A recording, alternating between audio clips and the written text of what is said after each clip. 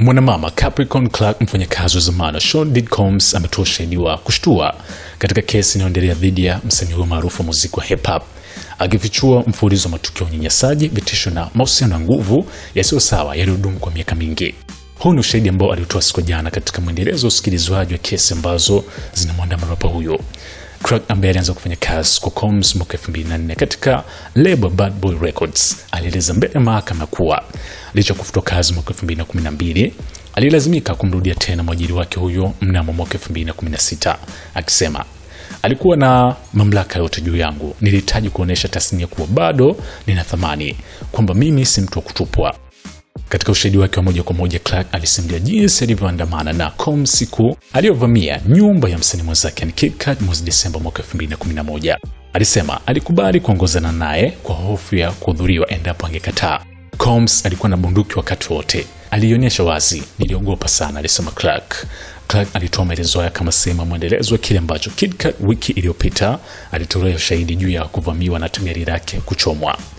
Clark aliongeza kuwa baada ya kuvamia nyumba hiyo, Combs hakumkuta Kid Cudi, lakini ilielezwa kuwa alikuwa njiani kuja nyumbani hapo na alianza kumfukuza kwa gari. Hata hivyo, walipogundua kuwa polisi walikuwa kielekea eneo la tukio, waligeuza gari na kuelekea kwenye club moja kwenye barabara ya Sunset Boulevard. Mwanamama huyu pia alitoa ushahidi kuhusu uhusiano wake na mpenzi wa zamani wa Combs, Cass Ventura. Alisema licha mgogoro wa baadaye kati yao, alihisi ya kuwa yeye ndiye alikuwa mlinzi wa Ventura wakati wa matukio hayo yote ya hatari. Katika tukio moja, Clark alieleza jinsi alivyotumia simu ya siri kumpigia Ventura na kumuonya kuwa Combs alikuwa amejihami na alikuwa njiani kwenda kwa Kid Cudi, na Ventura alisikika akiwa na Kid Cudi kwa kumuuliza kwa mshangao, yupo nyumbani kwangu. Katika kipindi chote cha utoaji ushahidi huu, Clark alijikuta akilia kwa uchungu akiwa kizimbani na akimwomba radhi judge kwa kilio chake. Hata hivyo, Judge Aran alimfariji na kumwambia kwamba hana haja kumwomba msamaha. Kesi hiyo imeweza kuibua maswali kuhusu nguvu ya udhibiti katika mahusiano ya kikasi katika sekta za burudani. Wakili wa utetezi, yani upande wa Diddy, aliwasilisha barua pepe za Clark aliyomtumia Combs mnamo Septemba mwaka 2014, ambapo alimwomba msamaha na kueleza kuwa alihisi Combs alikuwa amekwisha kuwasamehe watu wengine wote isipokuwa yeye.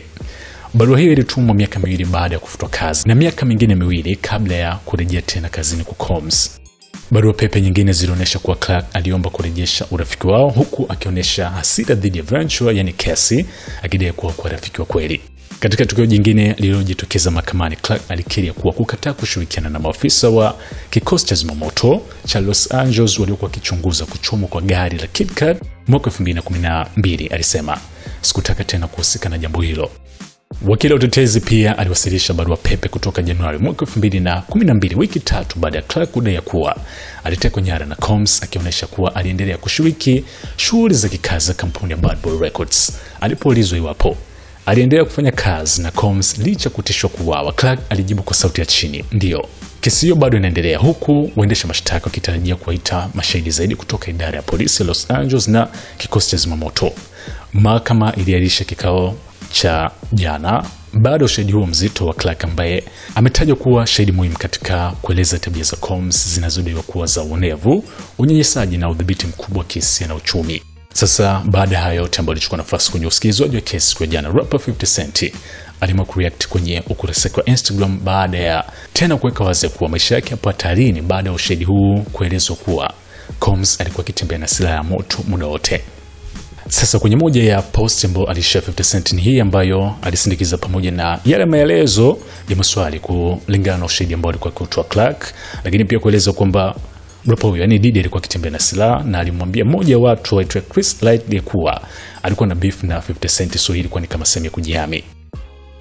Baada ya kushare screenshot hiyo akasindikiza na caption tulisema, cut, wait a minute, Puffs got a gun, I can't believe this, I don't feel safe. Yani kwamba yeye mwenyewe ameweza kutajwa jina lake kwenye usikilizwaji wa kesi, lakini pia kuwekwa hadharani ya kwamba Diddy alikuwa amekwisha kuambia watu wake wa karibu ya kwamba ana beef na 50 Cent, so pia alikuwa akitembea na silaha kama sehemu ya kujihami. Kwenye post iliyofuata, 50 alishare post na kuandika tu, oh my goodness, it did wants me dead, I have to lay low, I think I'm gonna hide out at playoff games tonight. Na kwamba ameshangazwa kwamba Diddy kumbe amemtaka ama ametaka kumuua, na kwamba kwa sasa inabidi asijionesha hadharani na atajificha kwenye moja ya michezo ambayo alikuwa ameenda kuhudhuria. So hiki ndicho ambacho kimeweza kuchukua nafasi na utofahamu. 50 Cent toka mwanzo amekuwa akionyesha kufurahishwa na hiki ambacho kimemkumba rapper Diddy tangu mwanzoni mwa kesi za mwanzo kabisa mpaka kukamatwa kwake. Hii hapa ni SNS Management.